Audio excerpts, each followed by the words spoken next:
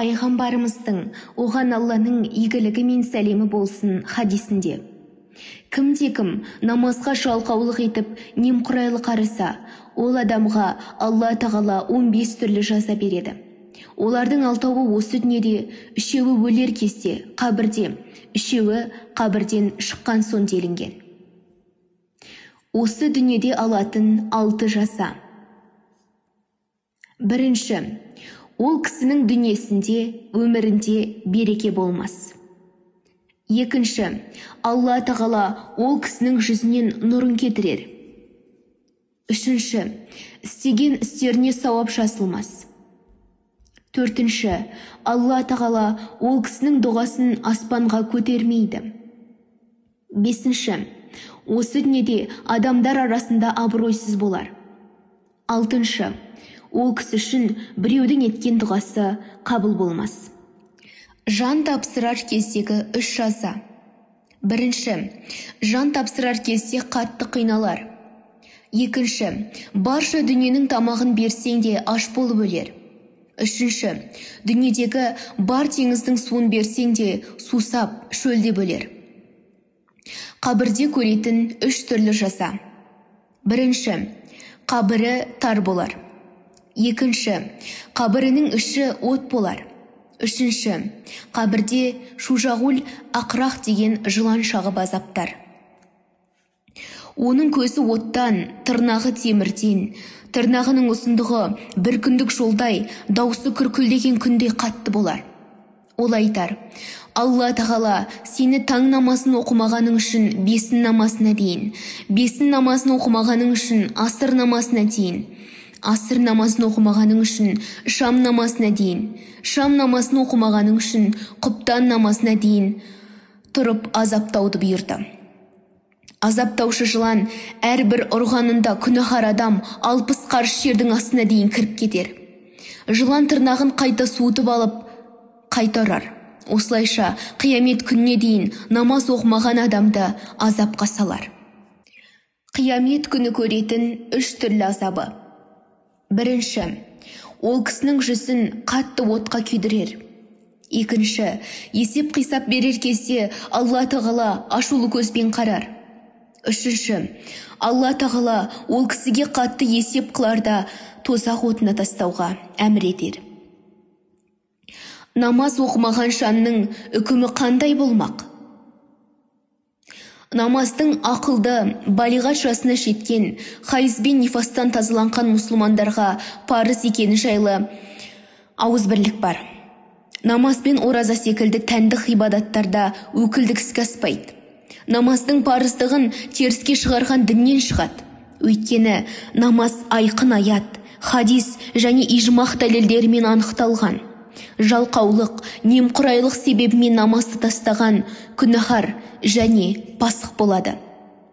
Намаз оқымау дүние мен ақырет азабына себеп.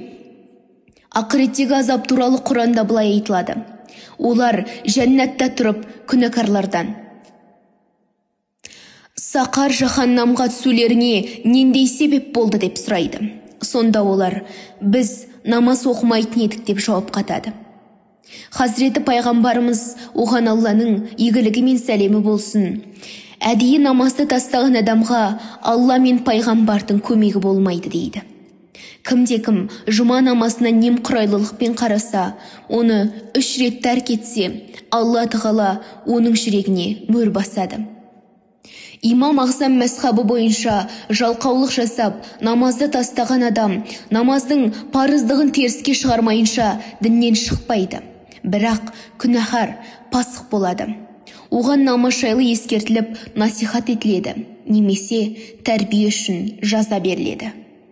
Кімде-кім намасын ұмытып, немесе ұйықтап қалса, яки жалқаулықпен оқымаса, сол оқымаған намаздарының қазасын міндетті түрде оқиды. Хадисте: кімде-кім ұйықтап қалып, ұмытып намасын оқи алмаса, еске түскен сәтте дереу оқысын. Намаз өте маңызды мәселе. Пайғамбарымыз Мұхаммед, оған Алланың игілігі мен сәлемі болсын, қиямет күні адамның алғаш есепке тартылатыны парыз намазы. Егер осы намазды толық орындаса, неткен тамаша.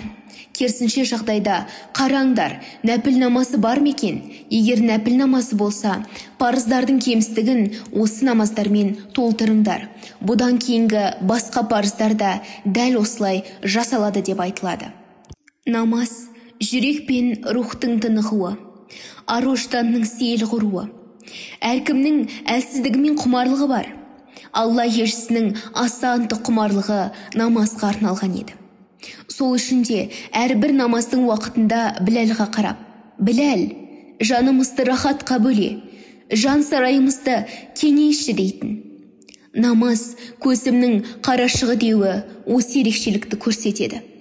Сондықтан біздің жәннатқа кірген кезде сезінетін ғажайып сезім мен қуанышты Аллах елшісі әрбір намасын оққанда сезіп, келесі намазды аса ынтық көңілмен күтетін. Намаз адамды миғражға һәм толық адам шыңына жету жолдарын көрсетіп, жөнге салатын маңызды ғибадат. Ол мұсылманның миғражы. Намаз діннің тірегі. Дін кемесін намаз жүргізеді. Онсыз мүмкін емес. Намаз өзі жекелі ескертуші болуымен қатар, оның орындалуы да дәл солай ескертуші ретінде іске асуы керек. Адам намасын, жүрегімен сезімдерін барлық нәрселерден аулақ ұстап оқуы қажет. Сол үшін адамның дәрет қысқан сәтте намаз оқу жақсы саналмаған. Адам ойын осындай нәрсе мазалаған шақта намазға тұрмаған үшін. Сол сәтте адамның ойы екі нәрсені ойлайды. Ал мұндай жағдайда адам көбінесе маңызды нәрселерден айырылып қалады. Сонымен қатар, мұндай бір жағдайда намаз оқу, намазды төмен санау. Өйткені ол дереу өткізіп жіберетіндей жеңіл іс емес.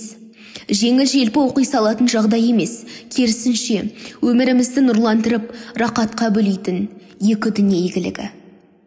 Видео ұнаса, лайк басып, арнама тіркеліп, қоңыраушаны баса кетіңіз. Келесі видеода кездескенше, ассаляму алейкум уа рахматуллахи уа баракатух.